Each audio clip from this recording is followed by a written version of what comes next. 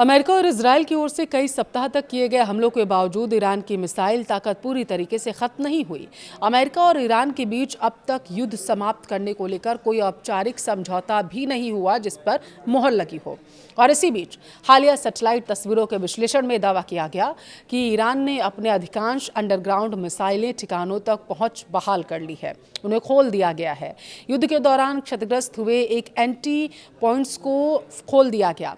मतलब ये हुआ कि ईरान ने जमीन में दबे अपने हथियारों को बाहर निकालना शुरू कर दिया है और इसके बाद वह इजरायल के साथ साथ मिडिल ईस्ट के अन्य देशों पर कहीं ज़्यादा दूरी की मिसाइलें दागने के लिए अब सक्षम है।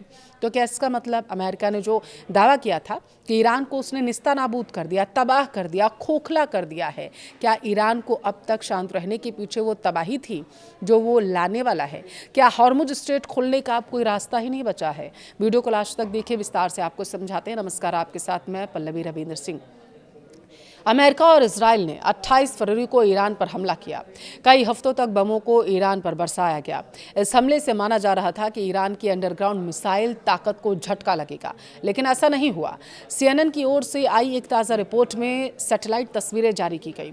इसमें दिख रहा है कि जिन सुरंगों और मिसाइल ठिकानों को युद्ध के दौरान निशाना बनाया गया था, उसमें से ज़्यादातर एक बार फिर से एक्टिव हो गई हैं। सैटेलाइट तस्वीरों के विश्लेषण के मुताबिक अमेरिका ने 69 सुरंगों के एंट्री पॉइंट्स को तबाह कर दिया था, जिनमें से 50 को दोबारा फिर से खोल दिया गया। ये सुरंगें पूरे देश में फैली हैं, 18 अंडरग्राउंड मिसाइल ठिकानों का हिस्सा हैं। रिपोर्ट के मुताबिक यह है कि युद्ध के दौरान अमेरिका और इजरायल ने मिसाइल लॉन्च साइट, सुरंगों के मुहाने और वहां तक जाने वाली सड़कों को निशाना बनाया। कई जगहों पर प्रवेश द्वार मलबे में दब गए थे और सड़कें गड्ढे में तब्दील हो गई थीं। लेकिन सीज़फायर के बाद ईरान ने तेजी से मरम्मत अभियान शुरू किया। सैटेलाइट तस्वीरों में बुलडोजर और डंप ट्रक, लोडर, भारी मशीनें लगातार मलबा हटाती दिखाई दे रही हैं। कई ठिकानों तक जाने वाली सड़कें फिर से तैयार कर दी गई। अमेरिका के हमले से बिगड़ा क्या है वो समझिए, यही सबसे बड़ा सवाल है। दरअसल एक्सपर्ट्स का मानना है कि सुरंग का मुंह बंद करना आसान नहीं है, लेकिन पहाड़ों और चट्टानों के सैकड़ों फीट नीचे छिपे मिसाइल भंडार को खत्म करना भी बेहद मुश्किल है।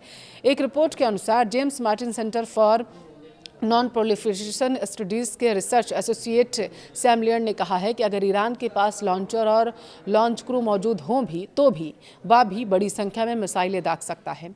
उनके मुताबिक ईरान के पास अब भी पर्याप्त मिसाइलें मौजूद हैं और उन्हें दोबारा लॉन्च करने से रोकने वाली कोई बड़ी बाधा दिखती ही नहीं है।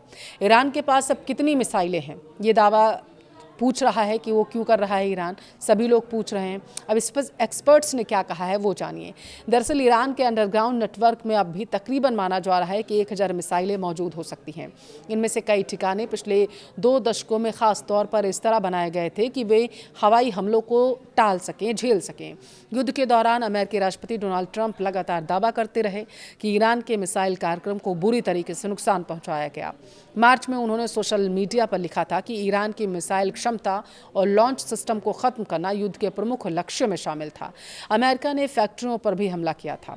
हमला युद्ध के दौरान अमेरिका और इजरायल ने सिर्फ मिसाइल अड्डों पर ही नहीं बल्कि मिसाइल निर्माण से जुड़े कारखानों, रॉकेट ईंधन बनाने वाली इकाइयों, इलेक्ट्रॉनिक कंपोनेंट्स तैयार करने वाले केंद्रों पर भी किया था।